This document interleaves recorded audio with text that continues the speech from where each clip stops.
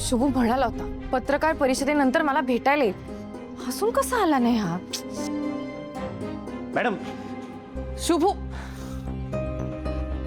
काय रे, कुठे होतास तू? सॉरी, मला जरा उशीरच झाला. हे बघ शुभू, आता टेन्शन घ्यायची काही गरज नाही. मी पैशाची जुळाजुळव केली आहे. मॅडम आता त्याची काही बी गरज नाहीये. का? अहो मी साहेबांनी समजावून सांगितले तुमची काय बी चुकी नव्हती. तू काय बोलतोयस? हे कसं शक्य आहे? ज्या मुलीचा खून झाला ना, तिची आई आली होती प्रेस कॉन्फरन्स मध्ये. तिने सगळं खरं खरं सांगितलं. साहेबांनी बी पटलं. त्यामुळे आता तुम्हाला 1 लाख द्यायची काहीच गरज नाहीये. खरं बोलतोयस तू? होय. म्हणजे आता बाबा मला नोकरीवरनं काढणार नाहीत? अजिबात नाही. म्हणजे आता मी तुझी असिस्टंट राहणार कायमची. Shubhu thank you so much. Thank you कशाला, तुमच्यासाठी काय पण.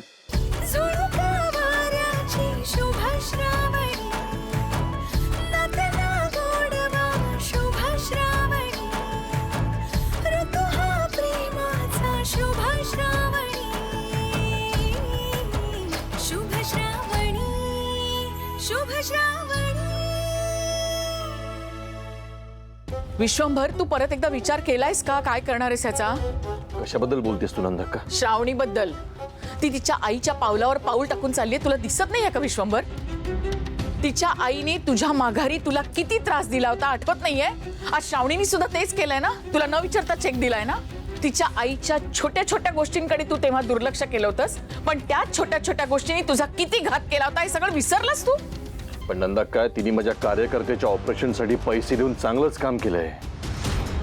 हाच तुझा भ्रम मी आता दूर करणार आहे. ये ग आत ये.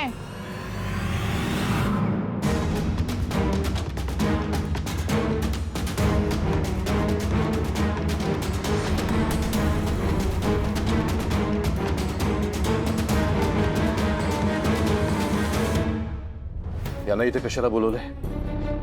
तुला सत्य कळावं म्हणून. कसलं सत्य? खरं खरं सांग सगळं साहेबांना. बोल.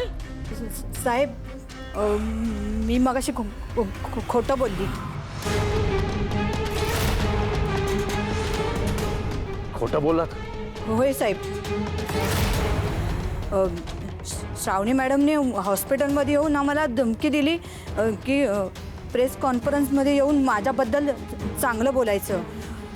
मी मदत केली म्हणून सांगायचं आणि त्या बदल्यात त्यांनी आम्हाला पैसे दिले. म्हणून मी पत्रकार लोकांसमोर त्यांचं कौतुक केलं आणि सांगितलं की त्यांनी मदत केली म्हणून. माफ कर साहेब, मी चुकले. ऐकलंस ना ती काय म्हणाली ते? हिंमत वाढली आहे तिची. बंदोबस्त करावा लागणार.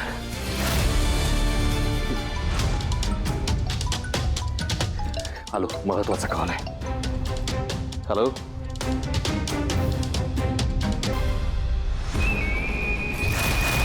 तुम्ही मला खोटं बोलायला का सांगितलं? खरं तर श्रावणी मॅडमने माझ्या मुलीला चेक देऊन मदतच केली. तोंड एकदम बंद ठेवायचं आणि मला प्रश्न विचारायचे नाहीत. नाहीतर तुझ्या नवऱ्याला जे 2 लाख रुपये विश्वंभर साहेबांनी दिलेत ना, ते परत घेईन. असं नका करू. अहो एवढे पैसे नाही आहेत आमच्याकडं. नाहीयेत ना? मग मी सांगितलेलं ऐकायचं, मूग गिळून गप्प बसायचं. नाहीतर तुझ्या नवऱ्याचं काय होईल याचा विचार केलेलाच बरा. समजलं का? निघ.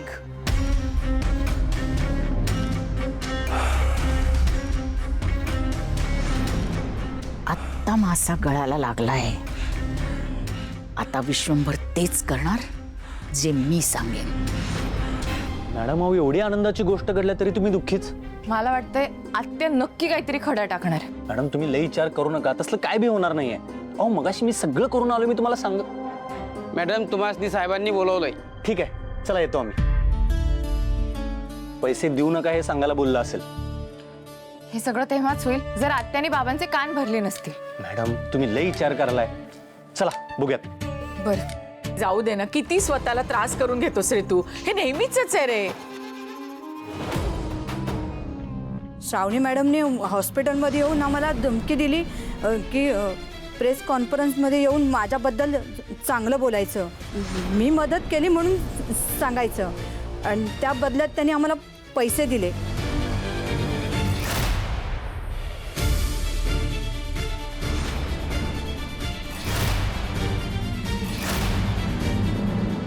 त्या बाईला पैसे देऊन तुझं कौतुक करायला लावलंस तू? लाज नाही म्हणत तुला?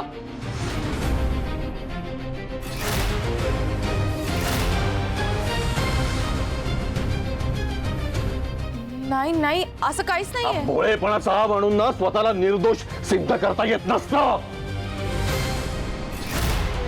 मला वाटलं होतं काहीतरी चांगलं काम केलंस तू, पण तू माझ्या बरोबर राजकारण खेळायला लागलीस. तुला काय वाटलं मला कळणार नाही? नाही नाही बाबा, नक्की तुमचा काहीतरी गैरसमज झालाय. एक शब्दही बोलू नकोस. 4 तासात मला माझे पैसे परत हवेत.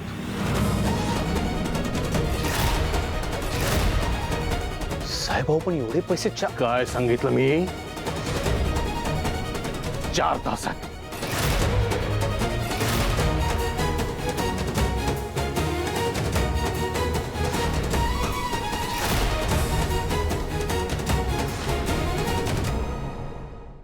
चार तासात मला माझे पैसे परत नाही मिळाले ना, तर परिणाम काय होतील तुला माहिती आहे.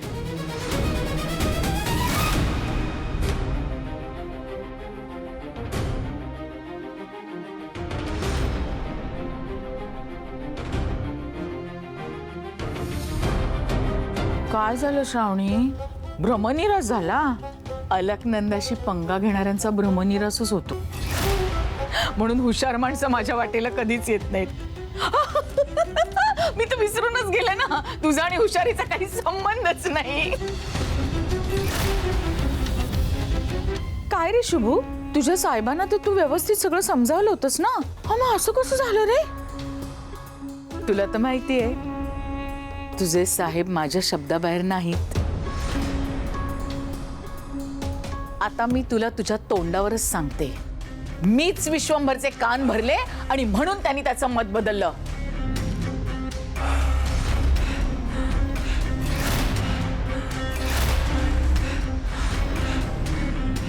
काळजी घे हं श्रावणी बाळा. बाकी जे व्हायचं ते होणारच, नाही का? हं?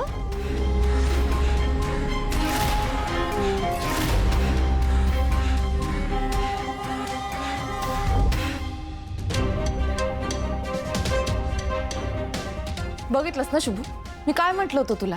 आत्या बाबांचे कान भरणार आणि तेच झालं. मॅडम तुम्ही साहेब का बोलले ते ऐकलं? तुम्ही त्या मुलीच्या आईला पैसे दिले आणि खोटं बोलायला लावलं. याचा अर्थ कळतोय तुम्हाला? मला कळलंच नाही बाबा, असं का म्हणाले? आत्या साहेबांनी त्या आईला धमकावलेलं असणार आहे आणि फितवलं.